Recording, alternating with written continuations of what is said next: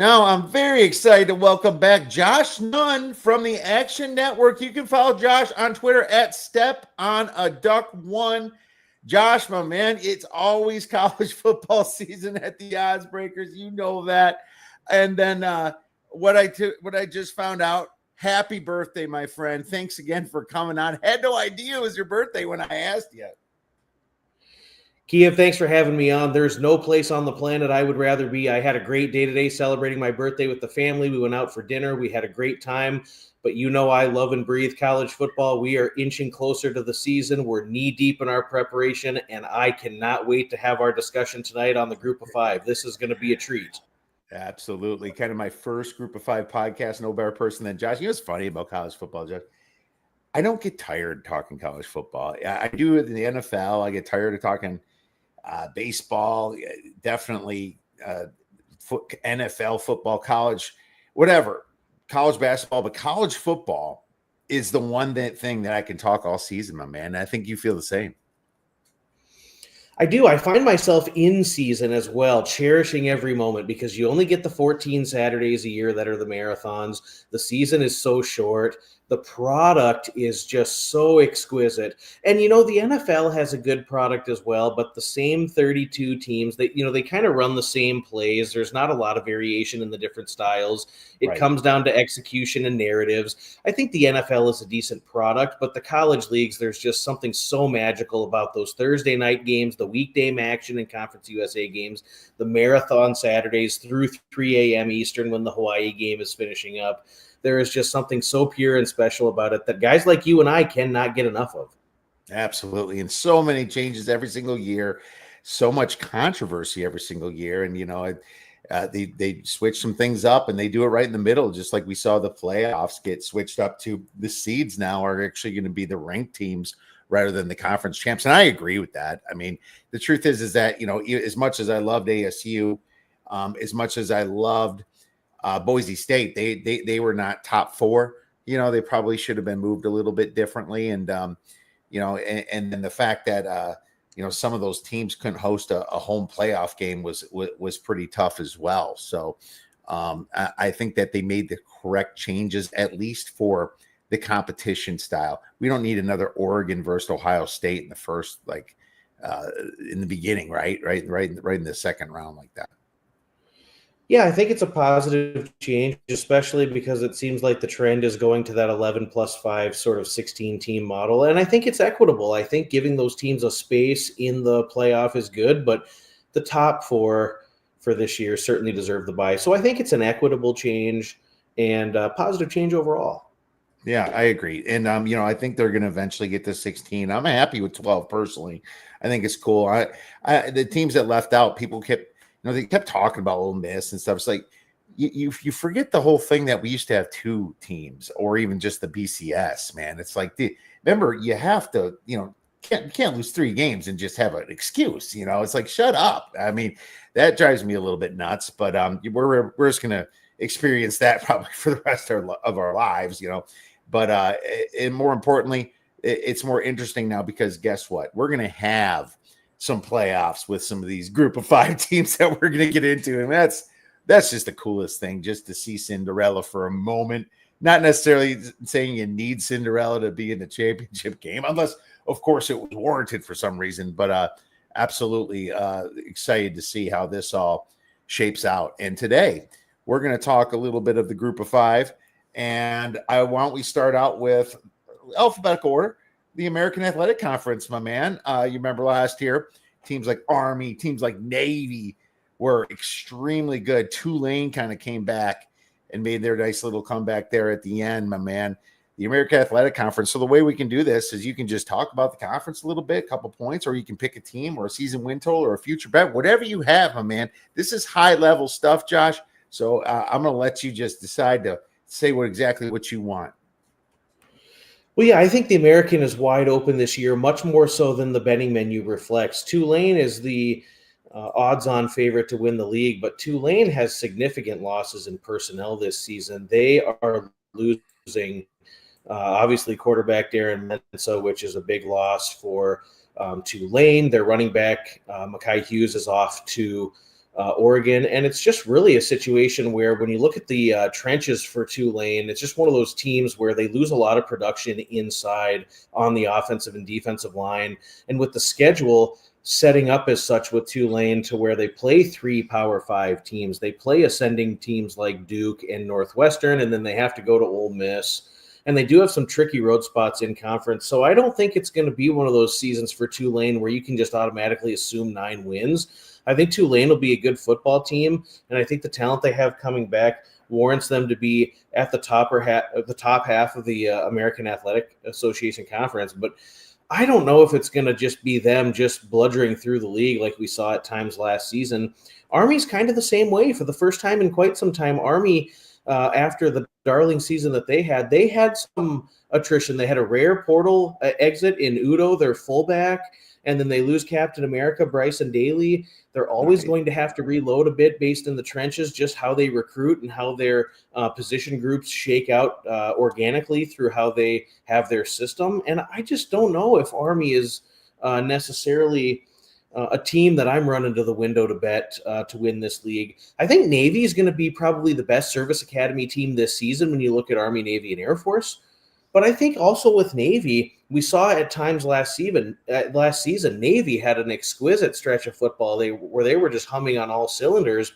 But after the blowout loss against Notre Dame, where they really kind of got exposed in their technique, not let alone the talent, but the technique and some of the things they were trying to do offensively just didn't work. Remember, this team lost to Rice recently after Notre Dame, and then they got blown out by Tulane. And I think what you saw with that Drew Chronic style of wing T offense is once you started to get some film on Navy, and once you started to really adapt to their tendencies and their principles and their play calling, Navy was not as potent as what we came to know and love earlier in the season. So you throw all that in. Memphis is experiencing some talent loss at wide receiver and quarterback. I think this is a wide open league. I think the American is going to be a great competitive league. I think whoever wins this league is going to have a decent shot to put their name in the hat as G5 representation if they have less than 1 or 2 losses. But I kind of think UTSA is one of those teams that's poised to kind of have a rebound year. They were down a little bit by their standards. It's a very proud bunch. They have a lot returning offensively. They hang their hat on defense, and I think the defensive line and linebacker group for UTSA is shored up okay. So if I had to take a future play right now, 8-1 on UTSA is really something that I like to kind of take a peek at here in the American. I will say from a regular season win standpoint, and Kiev, you know I love regular season wins. I've been sniffing around that menu here now for over a month. I think that FAU is really going to have a troubling season here. They're changing offensive technique. They've lost quite a bit of talent that they're used to having at Florida Atlantic. And what I think about when I look at Florida Atlantic, when you line up against the schedule, they're going to play some teams that they're going to have to run the football and convert on third down and kind of stay on the field in order to keep themselves competitive. And that offensive line last year was so incredibly soft in the trenches. They surrendered 32 tacks and 87 tackles for loss. And if you just go back and look at the run stats for Florida Atlantic, they could just not get the job done. And their offensive line is a complete overhaul this year. I just don't see how it's going to work. They're bringing in Zach Kitley, kind of a pass-happy attack, and I just don't see it going well in year one. I have them favored in about 3 games or so. They've got to play UConn in the non-conference, Maryland, FIU, and then they've got all the usual suspects in conference play. It's a tougher slate for FAU. I think they're going to be worse than what's projected this year. Yeah, very interesting schedule for them. I mean, the fact that they're down makes the, at FIU, at Maryland, definitely a lot harder looking. The Florida A&M should be a win. But then, Rice, they're going to be probably better than them. You got teams like at Navy, at Tulane, East Carolina ended off. It's 4.5, you said? Was that the number? Yeah, no, it was plus money at BetMGM, so you can get some pretty decent odds yet on under 4.5 for Florida Atlantic. And the defense is a complete mess. If you go back and look at who's returning at all three layers of the defense, an already bad defense is going through an absolute complete rebuild in the front seven. This is a team that garnered very, very little pressure against opposing quarterbacks. They were unable to secure a lot of negative plays. Their special teams was atrocious just due to a variety of factors. And I really think that this defense is going to struggle to get stops against teams like Memphis, even UAB, who's got an explosive offense, South Florida, Navy, Tulane, an emerging Tulsa team. I think that you just see that this team is going to be just so far behind the eight ball this year that to expect this team to win 5 is just something that I just cannot see happening at this point. Well, I hope Tulsa emerges after going 1-7 last year in conference play. Yeah, I mean, I really look like in your look here at UTSA because, they are a pretty good program when they were in the Conference USA. And, coming on here, they're actually pretty high up in the S&P rankings. They're number 63, and I like looking at Bill Conley's stuff. Number 27 in returning production. Number 2 in returning production on offense. So that's interesting. It's not like they're necessarily known for their defense, but this team was very offensive focused over the last 5 years. If you remember, we were all over them 4 years ago, Josh. So I'm liking that look at 8-1. I think that's interesting. Navy was, a shocking team at the end. They get blown out by Tulane, and then they beat Army in the Army-Navy game, which was really interesting because, Army just took the title, right? And then thinking it's smooth sailing, I think you and I both, I can't remember. I was on Navy that game, and that would turn out pretty cool in mid-December, right prior to bowl season. And then they took care of business against an LA Tech team that did not belong in bowl season. So I found that interesting. But then again, I just think that both teams, Army and Navy, are going to struggle. And sorry, I forgot to mention, Army's the one that took care of LA Tech. Navy beat Oklahoma in bowl season. I just confused those. Great second half for Navy. Oh, that was a fun game. Seeing Oklahoma get upset by, that's what bowl season's all about. That was wonderful. Kind of right between Christmas and New Year's on the 27th there. That was fantastic, man. So good stuff. Let's move. Go ahead. Well, the last thing I'll say about UTSA as well is it's really important for anyone when you're assessing a future, especially with these teams that have 14, 15, 16 teams. We talked about this the last time we were together. You see an unbalanced conference schedule where some of these teams miss the more highly regarded foes. And so when you look at UTSA in league play, they open up at Temple, then they get Rice, North Texas, and then they get a bye week. Couple key spots. They host Tulane, they host East Carolina, and they host Army. So all of the tougher teams that they're going to play in league play, they get at home in the Alamo Dome in that environment that they usually have success in. And their road games in conference play are very winnable. And I just see this team piling up the wins quickly. I think they have the advantage in the trenches when you look at the majority of the teams they play. And it's just a favorable schedule for me. And at that price, yeah, it's a no-brainer that UTSA is going to rebound and have a strong season.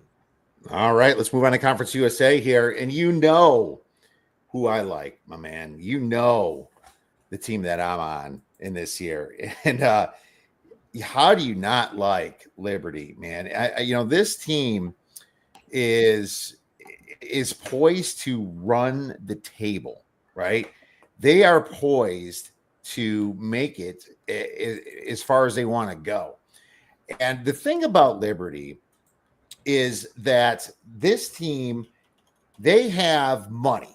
They've got more money than anybody in those. And I don't even know why. I can't remember. I think I researched it once, but for some reason this team, has a good amount of money, and they got a quarterback in Ethan Vasco there that transferred in from Coastal Carolina. And before that, he was in Kansas. And if you watch Coastal Carolina last year, that it wasn't their offense that was the problem. It was their defense that just couldn't stop anybody. That put Ethan Vasco in some tough situations because they couldn't balance the run with the pass, anything after the third quarter. So I think he's actually a better quarterback than people think. He's a solid kid, a strong kid. he's tall enough. I think that he's going to fit great into this system here at Liberty. And I took over 8.5 at -130. I am guessing that thing is gone now. I think it's well past 8.5 when I tweeted that, when I sent you that text. It's 9.5 -110 in most books right now. So what are your thoughts on this conference? Well, I'll start by your wager, and it was a fantastic wager just based on the mathematics. I generally value a half a win at about 50, 60 cents. And so a full win, you're getting about 110 cents worth. So my price point on that 8.5, if you think 9.5 is a fair line, -110, 8.5 should have been about -210. So at -130, it's an absolute no-brainer to make that play. I like what Liberty returns. You had mentioned the pocketbook. They're willing to pay through the nose in the NIL. They have the endowment with the boosters. They have a group of people that are backing the football program that are committed to having a winning team at Liberty, and we've seen that in some of the personnel they brought in. I actually think Vasco and his skill set really translates well to what Liberty wants to do. We've seen them run their quarterback quite a bit. We've seen them use RPO. They kind of have that quirky style offense that Jamie Chadwell patented over at Coastal Carolina, and I think his skill set will fit in just fine. One of the reasons I like Liberty to potentially run the table in Conference USA this season is the fact that they didn't do it last season. I was stunned at times last year with how apathetic Liberty played in games against some of those teams like New Mexico State, where they had to have a miraculous comeback. They were down 17-0 against East Carolina in a game that was delayed by 4.5 hours and finished in the middle of the night that they had to come back and win. Stunning loss against Kennesaw State, losing against Jacksonville State. There was this point in the season where they just played such apathetic football, where they were just going through the motions. And I firmly believe that this is a situation that just did not sit well with Jamie Chadwell. I think he's going to coach his team a little bit differently this season. I think they're going to have a fire and a real urgency to win now. I do think they're the best team in the league, and so I think outside of any sort of long shot future that you're trying to take, I think Liberty is about a touchdown better than any of these other squads. Western Kentucky is significantly down and losing personnel. They're going to take a step back. Jacksonville State, no team in America was decimated by the portal and lost production as Jacksonville State was, according to Bill Connolly's rankings. And just looking at the personnel in the 2 deep, Sam Houston State is significantly down compared to the tough squad that we saw last year. And you know what? Louisiana Tech, they're one of those teams that we just have not seen put together yet under Sonny Cumbie, and I just don't know if this is the year either. So I think Liberty is the obvious choice, and still at +140 over at DK. I think that's a position that you'll be very pleasantly surprised with as we get into the later weeks of the season. Now, I will say there was a team in Middle Tennessee State that I think can kind of put some things together if things go well, and they were 30-1 earlier in the offseason. That was just simply mispriced, so I took a little money on that. It's down to 18-1 or 16-1 at some places, and I think if all the things go well for Middle Tennessee with some of their returning personnel on offense and with their lighter schedule, there's a chance that they could sneak into that game, at which point I'd have the opportunity to take a position the other way and guarantee myself a little money. But the strong play here is Liberty. I think that this is a team that is certainly destined to get back to the championship game, at which point they should probably be about a 6.5 to 8.5 point favorite minimum over whoever they play. Flames, I think, for sure. All right. Well, good. I'm glad we have some agreement there, and great number on Middle Tennessee State. That is a fantastic number there that you got. So nothing wrong with taking that. And you can even take both if you want these right now, because, Liberty is going to be the favorite, but you can hedge out of that if you wanted. It looks like you were a little bit bearish on a New Mexico State maybe as well. I am. I mean, if you just look at what's returning for New Mexico State, I don't know that a team had worse quarterback play in America than what New Mexico State had with Awad. Now, they bring in Logan Fife from Montana, and he did okay in the Big Sky last year against that level of competition, but he did not wow by any stretch, and he certainly did not wow when He was playing at Fresno State, which is the reason he transferred out in the first place. But when I look at New Mexico State, they have significant losses in the running back and receiver room. So the explosive players offensively that they did rely on are going to have to be replaced. But the absolute worst thing about this team is that they are going to be decimated in the trenches. Their offensive and defensive lines are absolute complete rebuilds, and the defense was already a struggling unit. And so for them to try to hold down the likes of Liberty, Western Kentucky, they have to go on the road at Tennessee, at UTEP, at Louisiana Tech. They play an emerging Tulsa team. They play an emerging Kennesaw and Middle Tennessee teams that I think, while not necessarily strong contenders in Conference USA, those three teams, Tulsa, Kennesaw, and Middle Tennessee, will be better than expected. And so that just puts New Mexico State further behind the eight ball. I'm very, very concerned in the fact that their top 6 defensive linemen are all gone. 3 of the 4 starters in the secondary are gone. And I just see very, very little resistance from New Mexico State defensively this season. So I was able to pull a number of under 4.5. The consensus on this market is minus 120, minus 130, but it was plus 120 over at DK. And so that sort of variance alone is enough to get yourself in a positive VUV position. So I did take Las Cruces under 4.5. I think it's going to be another struggling season for the Aggies. Yep, not ranking 92 in returning production. That definitely not helpful. And you explained why, losing all those defensive players and only ranking 112th in returning production on defense right there. That's just not going to do it. Yeah, I'm down on them as well. Like you, Jacksonville State losing their coach, obviously, back at West Virginia. Rich Rod, can you believe it? He actually did a pretty good job there, but I think that they just got completely hacked now, that he's gone. And if you want to look at returning production, Jacksonville State ranks worse than some of the incoming teams like Delaware and Missouri State. Jacksonville State ranks 135th in returning production, only returning 24% of their offense and 32% of their defense. This Jacksonville State team is going to be terrible. And I think it's definitely worth a look. Did you get 6.5 there? Is that still available? Still available, it is. Yeah, it's pretty widely available everywhere, if I'm being honest with you. And I think still, I'm just looking at my board here. Caesars has a pretty good number on that, as I think DK was still a fairly decent number as well. I'll pull it up here. Under 6.5 minus 140. That's not terrible. It's not terrible. I think Caesars was pretty decent as well. But, Jacksonville State, if you look at how their season played out, they were absolutely decimated defensively against Coastal Carolina, Louisville, and Eastern Michigan. Coastal and Eastern Michigan were honestly 2 really poor teams in their leagues. And really the corner turned for Jacksonville State after Huff was inserted at quarterback and really started cranking with that offense. But even so, with Jacksonville State, it took a miracle for them to beat Louisiana Tech. They only beat FIU by 3 points. They pulled away from Sam Houston late in a game that was competitive halfway through the fourth quarter. It was just one of those situations for Jacksonville State where they were very fortuitous and their offense really carried them at times in the season. The defense remained very poor. And with all of the losses offensively and a completely new group with a brand new coaching staff who I'm not really that positive about. I think they kind of settled on a coaching hire. And I know he has ties to Alabama and recruiting in that area and whatever else, but I'm not super excited about what they bring in with Charles Kelly. I think this team is going to be completely a new look team. It's not going to be the same explosive team that we've come to know and love.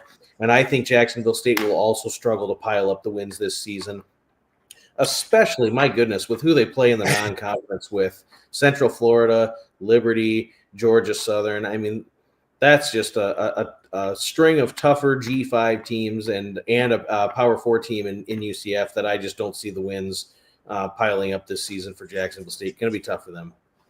All right, a couple quick questions from a few viewers. Philly J, are y'all fans of Southern Miss this year? I took a 30-1 Sun Belt Champs flyer on Southern Miss. I'm going to let you go first on this, Josh. Well, we'll deep dive the Sun Belt later on in the show. I think just purely from a number standpoint, there was probably some value there. It was actually as high as 44-1, and the win total over 4.5, I think, is really good. Interestingly enough, there's another book out there that's pretty widely known, USA regulated book that puts out numbers for will a team win 6+ games this year. So you're essentially getting over 5.5. And Southern Miss to win at least 6 games was plus 105. So that specific book thinks that Southern Miss is going bowling. Over 4.5 was minus 115 earlier in the year, and I think you can still find that somewhere about minus 145. It's as high as minus 190. Don't pay that, but I think you can still find Southern Miss over 4.5 minus 145. They were really penalized in the regular season win and conference betting menu by the helmet sticker of who they were and for how poor they've been the last couple of years. But this will be a completely different team with Marshall's head coach going to Southern Miss. They brought in an influx of talent in the portal. And I think Southern Miss is going to be very, very competitive in the Sun Belt. I have a team that I like specifically in the Sun Belt, which we can talk about later, but I think Southern Miss is going to very significantly surprise some people in how quickly they pile up wins.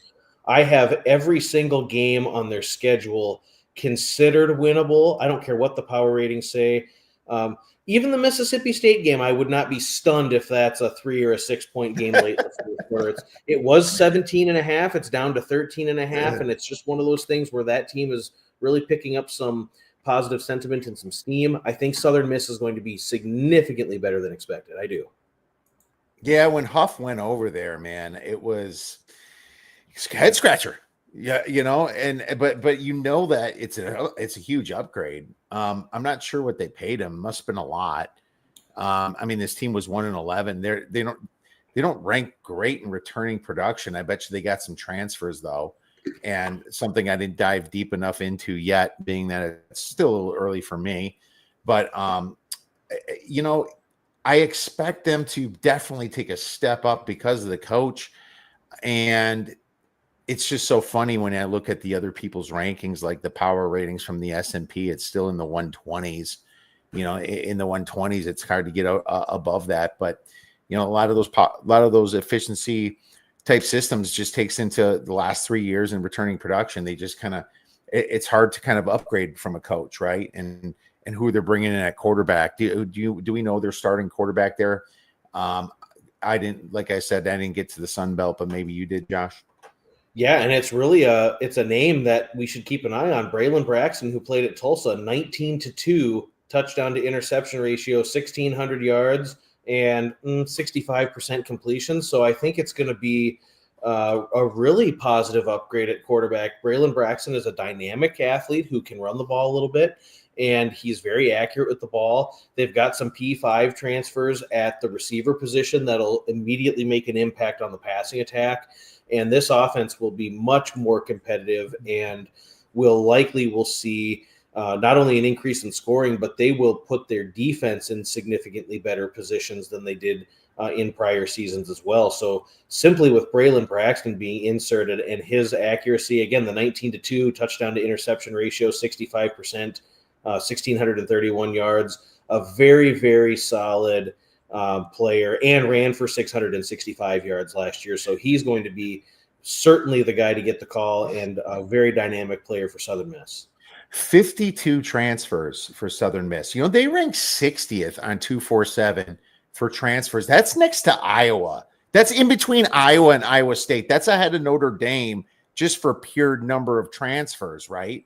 Which is absolutely insane. You look, they're surrounded by Power 4, I guess you throw in Oregon State, but Power 4 type teams, right? They're surrounded by them. Just shows you how many players that they're bringing in. 43 3-stars, 1 4-star player. Yeah, Huff's not messing around here.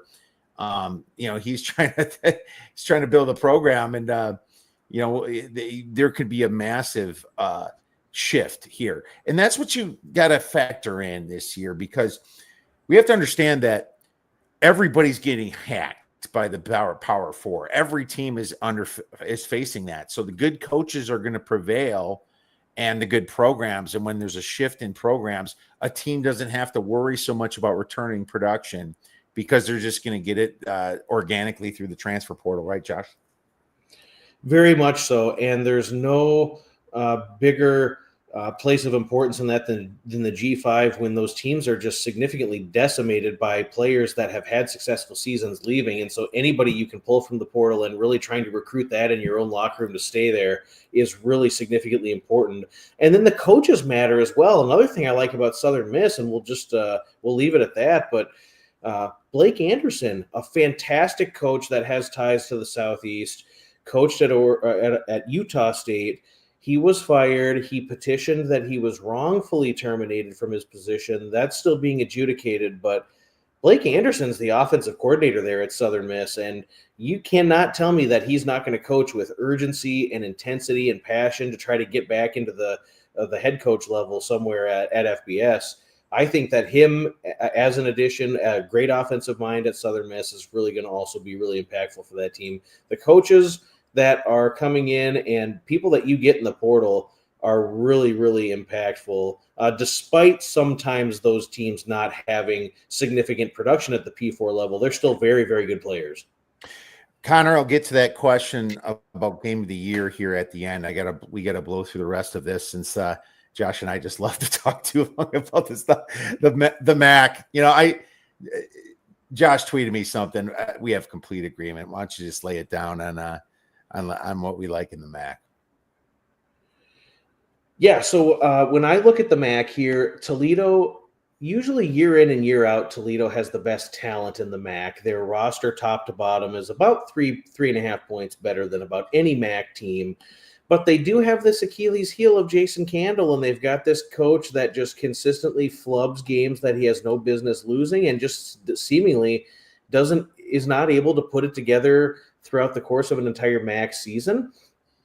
So I don't know how anyone's running to the window to bet Toledo, but you look at the other contenders in the MAC, and Ohio completely loses their staff. They lose a ton of pieces on that successful MAC championship team for Ohio. Now, they do have the quarterback and stud running back that are returning, but they just lose so many significant pieces. Miami, Ohio, I think will be okay, but there's a lot of production lost on defense for them. They bring in Daquan Finn, should be okay. Bowling Green, who we can talk about, loses just an unbelievable amount of production and very, very hard to replace. There's this sneaky little team here, University at Buffalo, that I think is going to be really pesky in the MAC this season. I took some conference futures on Buffalo at 8-1 and also plus 750. I know you did as well. I absolutely love what Pete Lembo is building there. I like the transfers that Buffalo took in offensively. I think that they're going to be a really solid offensive group. Their defense returns nearly everybody. They do lose Sean Dolak at linebacker, who was a producing linebacker and kind of the heart and soul of that defense. But when you look at the rest of the linebacker group, the next 7 players are intact. For Buffalo, they've got 7 of the top 8 defensive linemen that are returning. Everybody's back in the secondary. Pete Lembo is certainly going to focus on special teams. And I really like Buffalo to win the league, specifically because when you look at league play, their first 6 in the MAC are at Kent State, they host Eastern Michigan, they're at UMass, they host Akron, they're at a descending Bowling Green, and then they're at Central Michigan. All 6 of those are not only winnable, but I think Buffalo will be significant favorites in those matchups. So now you're looking at a team that's piled up the wins. They need to just win one of their next 2 in order to secure a spot in the game. They host Miami and they host Ohio University on weekday home games. I think the way the schedule and the personnel lines up, Buffalo is an ironclad at that price, an ironclad bet for me. I would absolutely find the best number that you can, and a number that's come down. There's been some betting groups that have released Buffalo. I've talked about Buffalo ad nauseum for the last 3 weeks.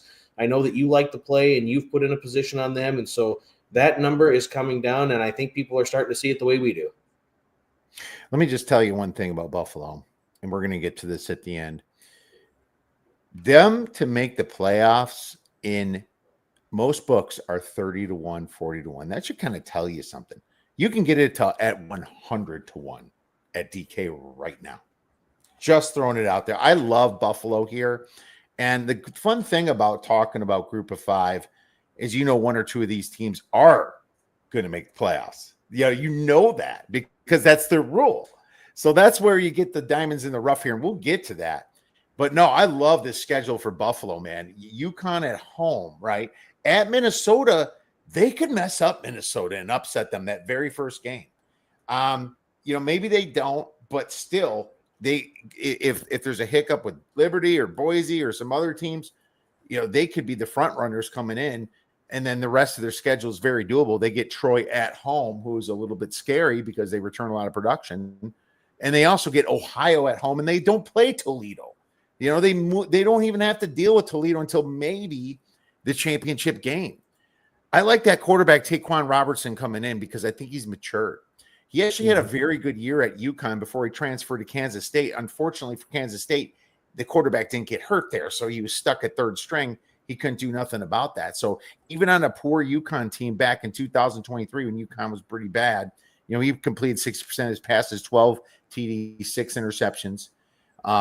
He can run the ball. I think that this Buffalo team is poised to win, and you can get them over 7.5 right now at plus 120. With this schedule, Buffalo is one of my favorite plays, my man. So both huge agreements right there. Let's move on to the Mountain West Conference. And I think we both align on this, but how much I'm not going to say dislike Genty. I just thought he was overrated. But if I'm right and Genty is overrated, that means that this Boise State team who ranks 9th in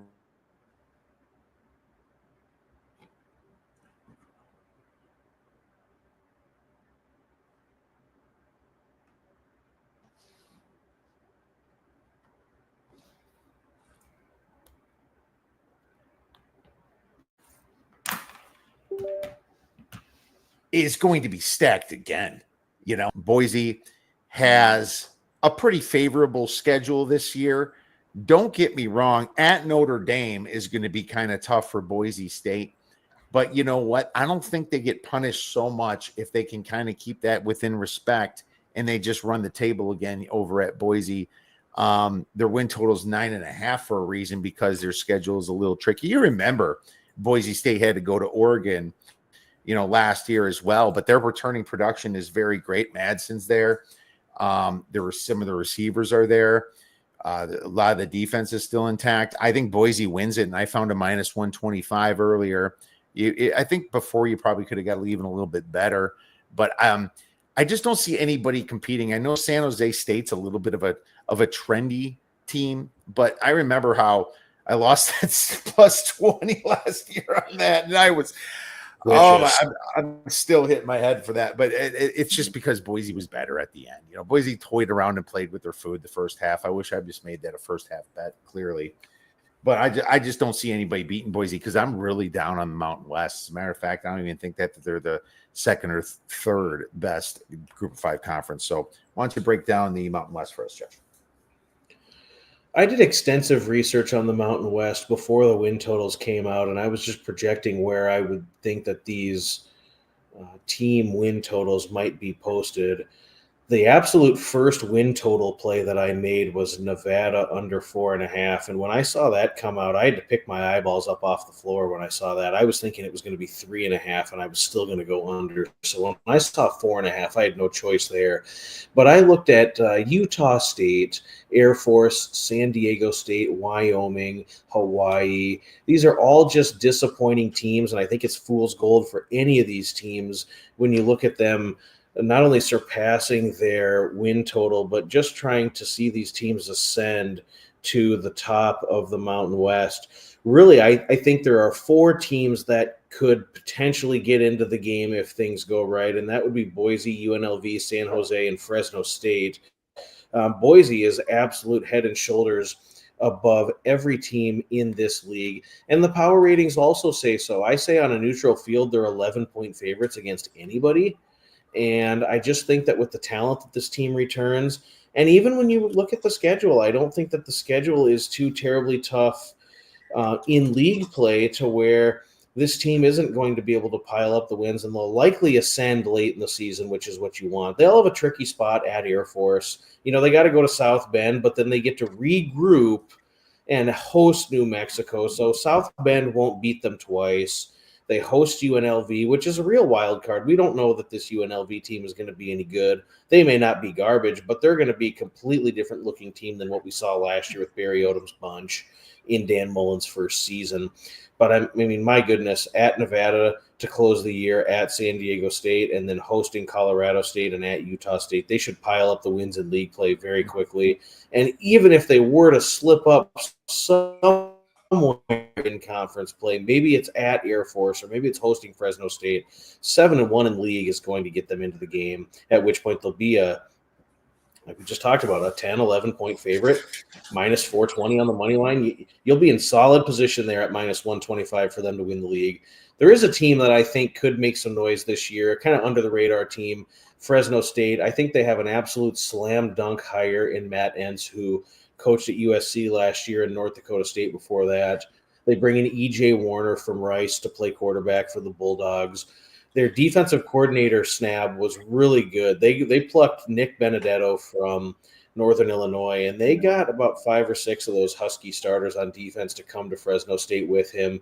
And I think that that's going to be a real underrated defense. I think Fresno State is going to get back to really being a more physical football team and running the ball and playing some hard-nosed defense. And against the teams that Fresno State plays on their schedule, that will serve them well in the trenches. So I think if you're dying to look at a long shot, plus 900, plus 950, I think Fresno State has a chance to get to that second spot where they would then play at Boise in the Mountain West title game. But my goodness, just look at the power ratings, look at the talent, look at the way the schedule lines up.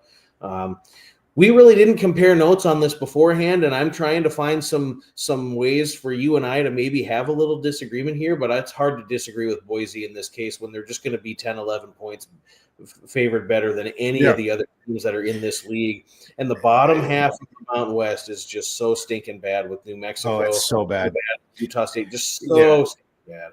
You know, and that's what it is. It's like the minus 125 is off. It should be minus 300. It should be minus 350. The number's off. It's off by a lot, in my opinion. And they're going to be in the championship game, even if they lost 2 games. I mean, the number is so far off. You're basically just betting them to win their championship game at minus 125 because you know they're getting there. You know, it is. This Mountain West is historically bad, and Philly J asking me how Genty's overrated because he's the top 6 draft pick in a historically bad defenses conferences with the defense. This was a historically bad Mountain West last year.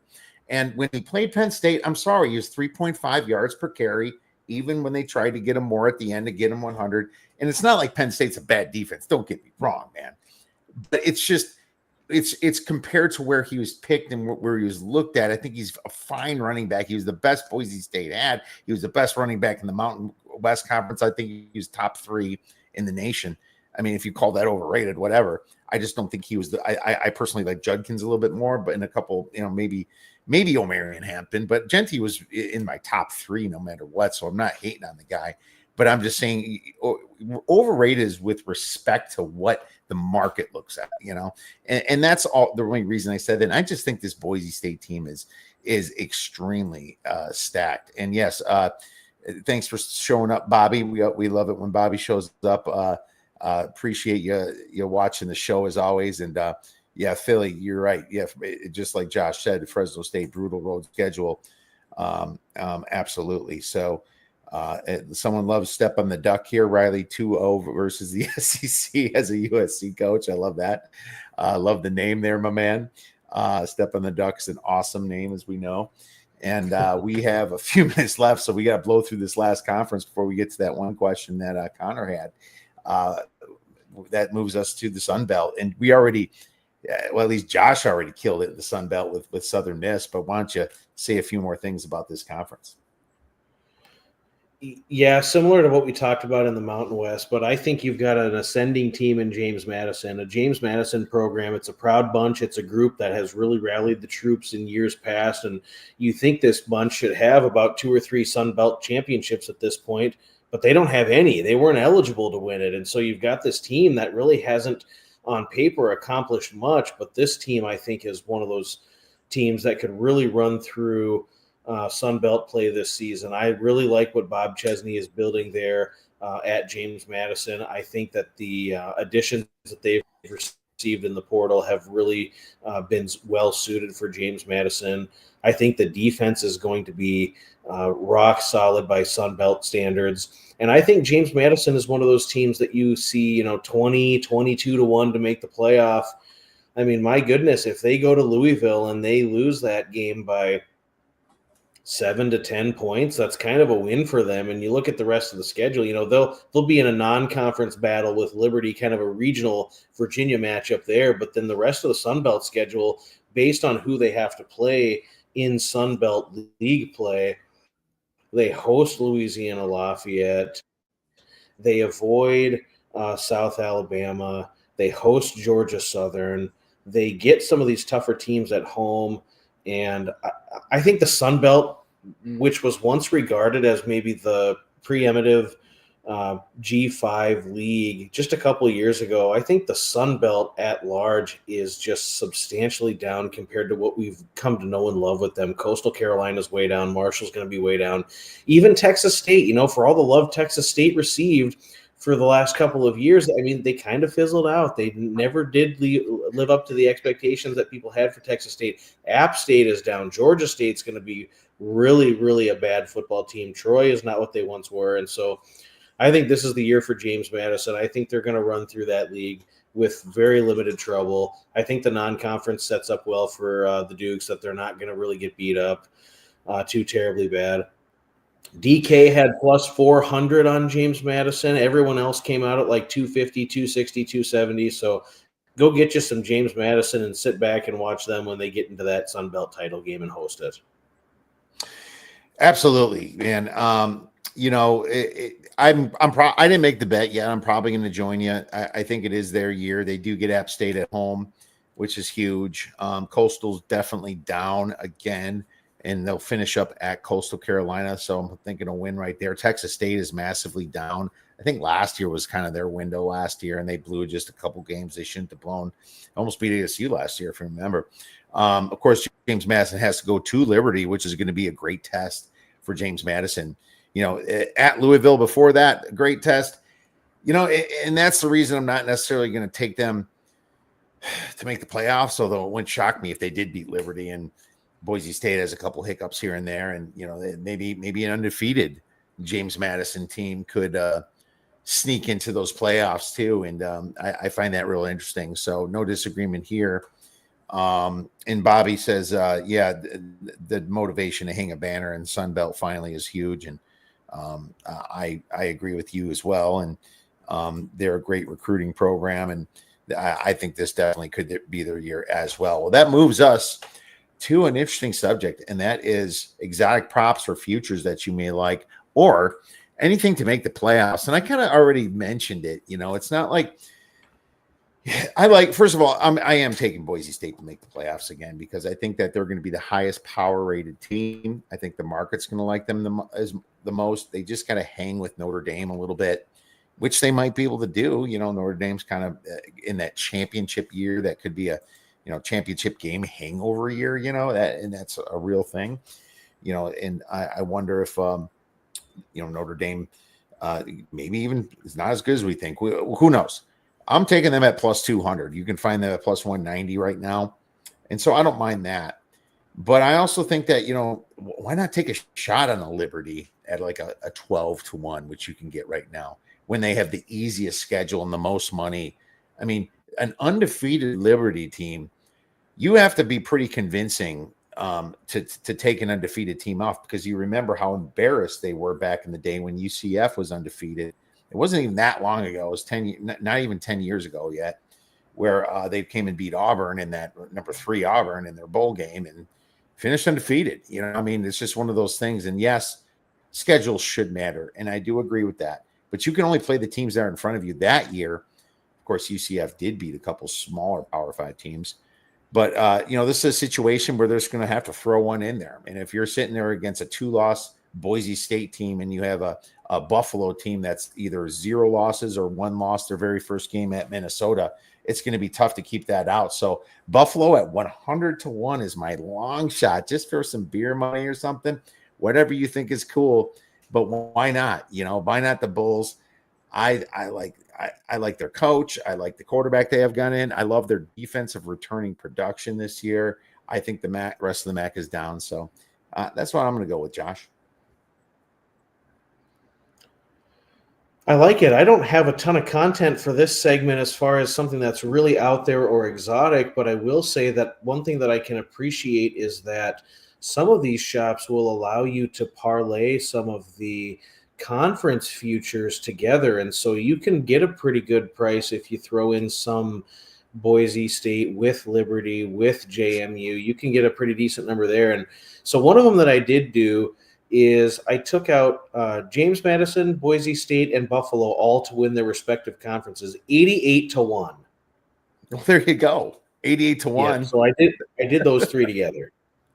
That's wonderful. Yeah, 88-1 is massive, and that's just like maybe one of them makes it. You're not sure which it is, and if it's Boise, you only get 2-1 to make the playoffs. Hell, just take them to win their conferences parlay together. You get 88-1. Hell yeah, that's great. Josh, so absolutely love it. Real quick, we had a question earlier from Connor about games of the year lines. It's funny, I have attacked them in the past before June 11th as it is right now, but I haven't done it this year. He's talking about Toledo plus 11.5 at Kentucky. I mean, all you have to say is Jason Candle, and I don't want anything to do with that, but if you also look at Kentucky's recruiting rankings, they got 7 4-star guys coming in. They have 19 3-star guys coming in the transfer portal. Kentucky is a stacked team. And, they're an SEC team, and I expect them to really want to put it on Toledo when they play. So I'm not touching that line. I imagine my power ratings probably have it pretty close to that, maybe more towards 10 even, but I can't bet Toledo, Josh. Have you looked at that or any other games of the year? Really haven't looked at that. When I think of game of the year, I'm thinking of any sort of lines that are provided that are outside of week one. So I really haven't taken I've taken a strong look at the week one lines, and Toledo, Kentucky is not necessarily one that I was dying to get to the window with. If I'm going to play Toledo, I would probably want 14.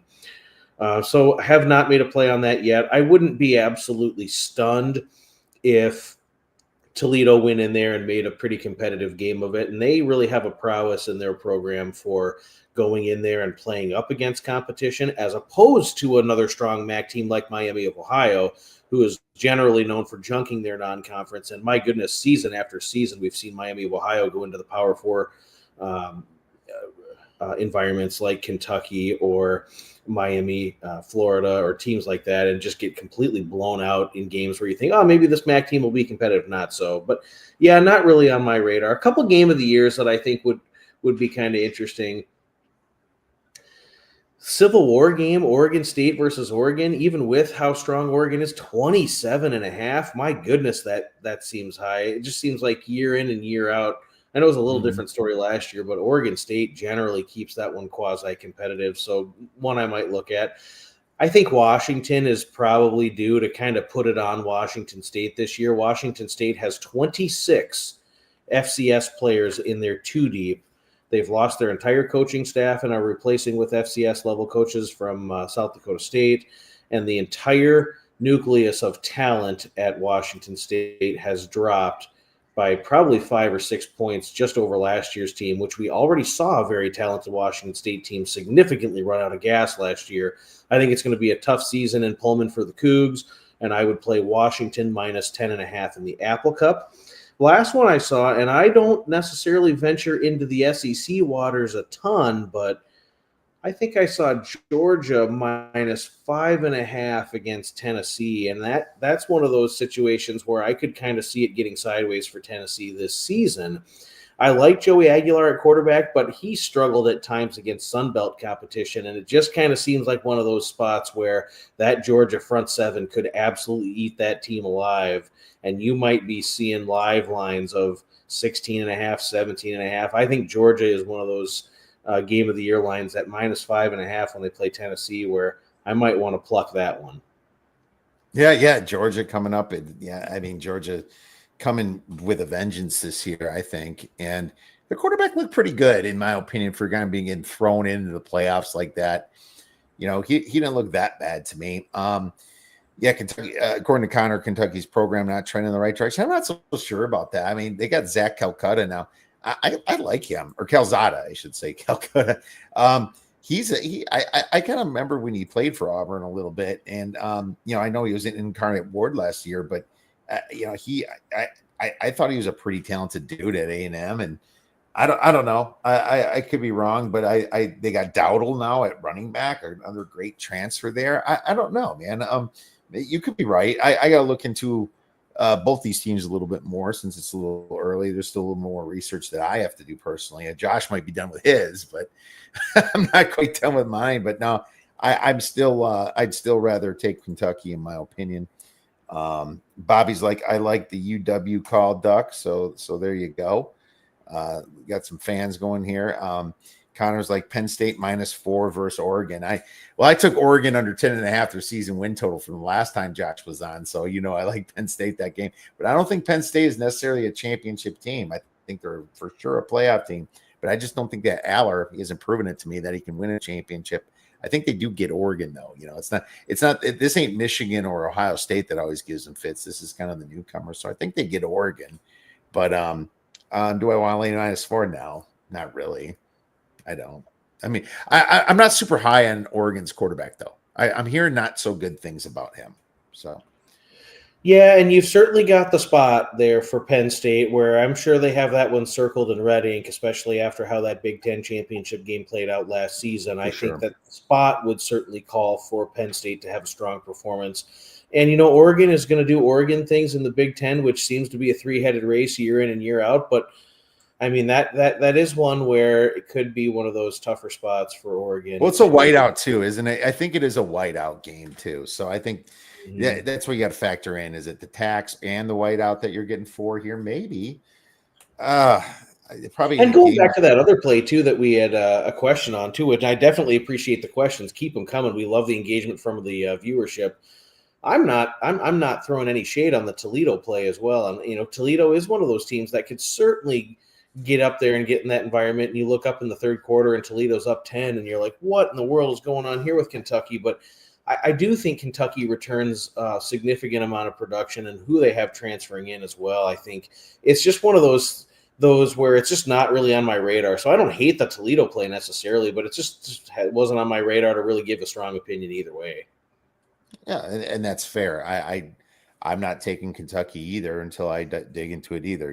Kentucky, for getting the amount of transfers they get and still ranking in the top 50 in returning production, it's kind of interesting to me. Maybe Stoops got it going over there a little bit. I don't know. Then Georgia Tech -3.5 against Colorado. Connor, we talked about that last game a little bit, how I missed the -1.5. I personally would have liked Georgia Tech at 1.5. At 3.5, I don't, just because it's the first game. It's too early to be taking a road favorite at 3.5. It's too early for that. Even if like mid-season they should be able to cover that. First game, first games can be weird. Yeah, a little travel there for Georgia Tech, a little out of their element and playing at elevation. It could be one of those things that can affect their performance. It sounds like Dion's been dealing with a few health issues, so he's actually incognito for some time. So could be interesting offseason there for Colorado. I think, Colorado does have to replace some significant talent. We all know the names that they have to replace with Shedeur Sanders and Travis Hunter. They do have a really shored up offensive line that I think will suit them well, a lot better. I mean, their offensive line the last couple of years has been bailed out by Shedeur Sanders heroics, and I just don't know that we're going to be able to expect that sort of performance necessary. Even though it is Caden Salter, I just don't know necessarily if we're going to get that sort of heroic quarterback play that we saw game in and game out last year with Colorado. Running back position is gone. The top 4 receivers are gone, including Hunter and Jimmy Horn. I mean, it just seems like the pieces are needing to be replaced in key positions Linebackers completely decimated. Some secondary guys are gone. So, I mean, I don't know if I'm necessarily one to think that. And I'm actually a lot higher on Georgia Tech this season than many. And I think with their ACC schedule, they have a pretty decent shot to pile up the wins in ACC league play. But I don't know. I personally like Georgia Tech probably more than many do. And so I think this is kind of that breakout year for Brent Key and what he's been building as a program. Remember, it was really, really interesting in that last game of the season with Clean Old Fashioned Hate, where Georgia Tech had that game all but won against the Bulldogs. And I mean, there was some questionable calls. There was some stuff that don't get me started. They didn't make the plays. They didn't make the plays, but I mean, Georgia Tech had that one firmly in hand until they didn't. Yeah. And so I just think Georgia Tech is an ascending program, and it could go one of two ways. Colorado could win the game outright, but you could look up at that game when it's 28-10 in the third quarter and be like, man, why were we afraid to lay 3.5? Yeah. I mean, I think my power rings have Georgia Tech covering that. It's just not the type of game I like to bet with being the first game over 3.5 road chalk. It's just one of those. It's like your power rings might, and that's why people adjust their power rings too fast after week one. It's just like, dude, it was week one. Let things marinate a little bit. Maybe on week 3, they would have destroyed them. It's just that we caught them like right when all the kids were kind of nervous and the plays weren't completely squared away. And, there's all kinds of crazy things that happen. And Josh, man, it's past my bedtime, dude. I got to get these kids down, my man. But hey, awesome talking to you. And guys in the chat, thank you so much for chiming in there, Connor, Bobby, all you guys there, Riley 2 versus 0 SEC, Philly J. Really appreciate all you guys, hanging out with us and stuff and talking football. There's gonna be a lot more talking football with me and Josh. But Josh, why don't you tell everybody where they can find you and get your great info? Yeah, so I'm with the Action Network. I write up about 10 to 12 articles weekly with them. I've also increased my role with them, so we're going to be doing some video content and podcast content, which is already launched with Big Bets on Campus. I'm on Twitter and I'm just going to be around the podcast circuit again, so I'll be on with you. We've got a couple mutual friends that do some telecasts and some podcasts that will be on, and so there will be plenty of places to find our work and find our content, and certainly appreciate the engagement here and love being on your show, Kiev. Oh, man, we love it. We love having you, Josh.